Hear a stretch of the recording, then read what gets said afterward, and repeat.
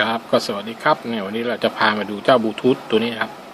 อันนี้เป็นลำโพงบลูทูธนะครับตัวไม่ใหญ่มากตัวเล็กเนี่ยฮะเนี่ย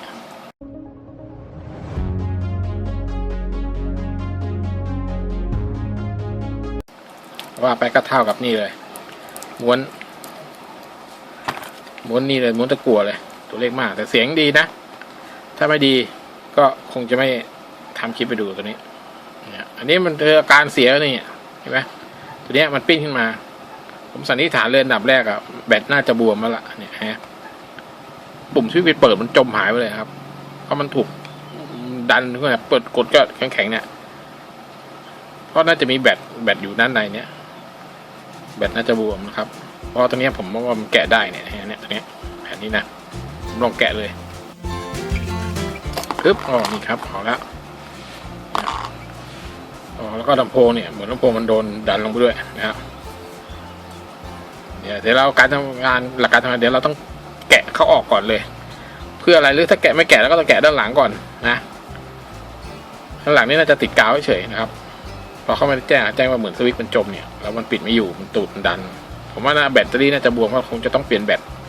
แต่แบตก้อนเล็กขนาดนี้ไม่รู้ว่าจะมีหรือเปล่าเดี๋ยวลองดูนะครับเดี๋ยวขอแกะก่อนเลยนะครับนี่ด้านหน้าแกะเนี่ยจะมีแผ่นนี้อยู่แกะไม่ได้ครับค่อยๆแกะลองโดนนี่เหมือนรอยซีแกะแล้วก็มีตัวนี้มันดันลงไปด้วยเห็นไหม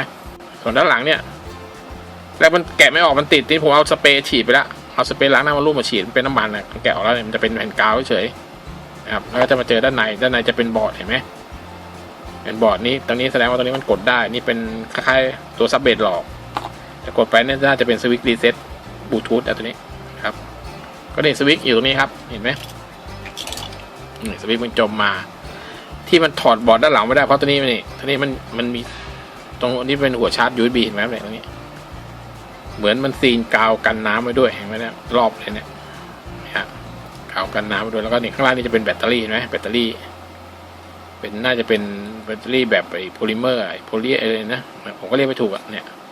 มันจะยืดหยุ่นตัวได้แบบนี้เนี่ยก็เล็กๆบางๆถัดไปเป็นใยแก้วแล้วก็น่าจะเป็นลำโพงครับมีแก้วเพื่อซับเสียงนะฮะโอเคแต่ไม่เจอสวิตช์ปุ่มกดเลยนะอันนี้ว่าไงมันมีลวดไม่มีอะไรปิดรูนี่เหรอผมก็ไม่แน่ใจนะเห็นเขาส่งมาแบบนี้นะได้เดี๋ยวเราต้องเอาตัวนี้ออกนี่เดี๋ยวนี้ง่ายๆเลยเดี๋ยวเอาทินเนอร์ลงก่อนเลยเพื่อให้กาวตัวนี้มันละลายก็จะได้ขยับบอร์ดได้ขึ้นมาได้ครับก็จะจากด้านนี้แล้วก็ไปจัดการลำโพงให้เข้าที่เดิมก่อนเนี่ยเหมือนลำโพงมันถอยลงไปนะครับแล้วเรามาตรวจเช็คแบตกันนะแบตน่าจะบวมเพราะต้องไปหาดูแบตเนี่ยมีไหมมีขายไหมเนี่ยเดี๋ยวเรามาลองเปิดเนี่ยกดเนี่ยกดแบตลงไปแล้วกดเลยเนี่ยเปิดติดนะครับนี่ฮะมีไฟสัญญาณสีฟ้าเห็นไหมนี่กระพริบนะสัญญาณนี่ฮะไฟเตรียมรับสัญญาณบลูทูธแค่มาเปิดใช้งานได้นะครับเปิดติดแบตนี่น่าจะบวมแบตบวมเป่งเลยดูสังเกตก้อนแบตกลมเป่งเลยเดี๋ยวปิดก่อนครับเดี๋ยวขอแกะก่อนเลยดีกว่านะครับคงต้องเปลี่ยนแบตนะครับไม่งั้นมันปิดไม่ได้ครับโอเคเดี๋ยวเราทินเนอร์ชโลมไว้ก่อนเพื่อให้กาวเขาคลายตัวเนี่ยมันเริ่มอะไรเห็นไหมเนี่ยเหมือนซิลิโคนแบบขาวๆเนี่ยแปลงออกแล้วเห็นไหมสักครู่เดี๋ยวชโลมให้เขานั้นก่อนจะเอาเช็ดออกภาพก้อนนี้ได้ทำการแกะนะครับนี่ครับก็เจ้าสวิตช์นี่เจอแล้วนะครับเนี่ยแบตเนี่ยแบตมันบวมครับนี่ฮะเป่งเลยจริงแล้วแบตมันหนาแค่ 0.5 มิลครับครึ่งเซนแบตเป็นแบต2ขั้วนะฮะทำได้เลยก็อันนี้ลำโพงนะครับเดี๋ยวขอลองขยับลำโพงเข้าที่ครับเพราะลำโพงมันดันด้วยหรือเปล่าไม่แน่ใจนะตอนนี้เราก็เคาะลำโพงนะฮะกับพยายามให้เข้าใกล้ที่เดิมมากที่สุดนะครับเนี่ยถ้าลำโพงยุบลงไปนะครับก็นี่เดี๋ยวเราจะลองเอาแบตใส่เข้าไปดิว่ามันจะโอเคไหมปิดลงยังถ้าปิดลงก็คงไม่ต้องเปลี่ยนแบตเพราะแบตมันก็พอเก็บไฟอยู่นะแต่ว่าแบตมันบวมครับตอนนี้เดี๋ยวลองดูก่อนว่ามันยังพอใส่ได้ไหมนะครับนะเราจัดสายลำโพงให้อยู่แนวออกมาแนวนอกด้วยก่อนนะครับนี่จะไม่ถูกแบตกดนะครับสายลำโพงนี่อยู่แนว วนี้นี่กูชาร์จนะครับก็ใส่ไม่ได้ครับเนี่ยฮะกดไม่ลงครับติดหนาเคาะลำโพงลงมาแล้วนะครับติดเนี่ยฮะติดแบตครับแบตมันบวมครับสรุปละเนี่ยแบตมันบวมสรุปต้องเปลี่ยนแบตนะครับขนาดกดลงมาแล้วกดไม่ลงครับนี่ฮะจริงๆตำแหน่งบอร์ดต้องลงอยู่แนวจะมีแนวเส้นอยู่เห็นไหมเนี่ยมีแนวเส้นอยู่เนี่ยนี่มันกดไม่ลงนะครับแบตมันบวมนะครับก็เดี๋ยวดูแบตลองสั่งแต่แบตนี่มัน500มิลลิแอมป์นะครับมันก็มีอยู่นะครับเราต้องวัดขนาดก่อนนะครับเนี่ยแบตบวมครับแบตเป่งนะครับเนี่ยโอเคเดี๋ยวขอสั่งแบตกันนะครับก็นี่ฮะ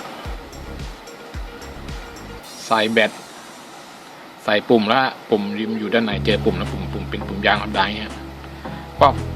เราขยับลำโพงขึ้นมาอีกนะครับแบตมันบวมนะตอนเนี้ยเนี่ยพอใส่แล้วมันก็ยังดันอยู่ยังแต่เราสามารถอัดกาวได้นะแต่ว่าเดี๋ยวลองถาม FC กันว่าจะเปลี่ยนแบตไหมเพราะแบตมันควรเปลี่ยนนะครับแบตมันบวมนะครับตอนเนี้ย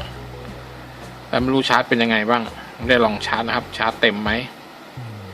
ตัดไหมล่ะชาร์จพวกจริงพวกนี้แบตถ้าแบตเต็มมันจะตัดนะครับไม่รู้มันชาร์จแล้วตัดป่ะเนี่ยมันจะบวมอย่างเงี้ยเพราะว่ายิ่งใช้ไปมันก็จะยิ่งบวมครับแต่นี้ว่าเราต้องเพราะแบตมันแพงครับแบตคิดรวมค่าจะส่งแล้ว200 กว่าบาทนะครับอันเนี้ยมันจะมีไซส์ของมันมีขนาดมันแล้วอันนี้มันตั้ง500มิลลิแอมป์ครับถ้าแอมป์น้อยมันจะถูกครับนี่500มิลลิแอมป์นี่แพงครับแล้วก็ไซส์ไม่ใหญ่ไซส์เล็กด้วยก็ซ่อมก็ราคาเรื่องแต่ว่าเสียงดีนะความคิดเห็นผมนะน่าเปลี่ยนแบตครับเพราะว่าเสียงมันดีครับเห็นตัวขนาดนี้แต่เสียงโอ้ครับตัวนี้แบตที่สั่งไปก็มาแล้วครับนี่ฮะตรงรุ่นนะครับไซส์เดียวชิ้นเดียวกันเลยครับดีได้แอมเพิ่มกว่าเดิมอีกต้อง60 แอมป์นะครับเสียงน่าจะดีขึ้นโอเคครับเดี๋ยวผมทำการเปลี่ยนเลยแล้วจะประกอบครับเดี๋ยวขอเปลี่ยนนะครับไม่มีอะไรมากครับแค่บัตรกีเอาเดิมออกแล้วก็ตอนนี้มันจะมีหุ้มเลยเดี๋ยวเขาย้ายตรงนี้มาหุ้มนี้ทีเหมือนเดิมเพราะคงจะเป็นกันช็อตอะไรพวกนี้แหละแต่อันนี้มันมีหุ้มอยู่แล้วครับก็โอเคเดี๋ยวใส่กลับเหมือนเดิมครับก็ตัดสายก่อนเดี๋ยวดูก่อนสายไม่ต้องตัดกันเลยครับถ้ายาวไปก็ตัดโอเคก็เดี๋ยวผมขอไม่มีอะไรบัตรกีออกเปลี่ยนนี่เข้าไปแทนก็โอเคนะครับเดี๋ยวก็มาถ่ายดูทีตอนเปลี่ยนแล้วนี่ก็ได้ทำการเนี้ยใส่แล้วครับนะใส่ตัวนี้ไม่ต้องกดแล้วครับให้วางลงไปเฉยๆก็แน่นแล้วครับนะฮะแล้วก็ชาร์จแล้วเสียบชาร์จแล้วครับเนี่ย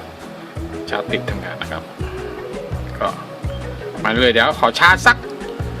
น่าจะเป็น 2-3 ชั่วโมงนะครับเพราะแบตมันก็มีไฟอยู่แล้วนะครับแล้วก็มาลองเทสกันอีกทีโอเคนะครับปิดรูนี่แล้วก็เบสเบิร์นน่าจะออกดีนะครับยังไม่ได้ลองมีเจ้า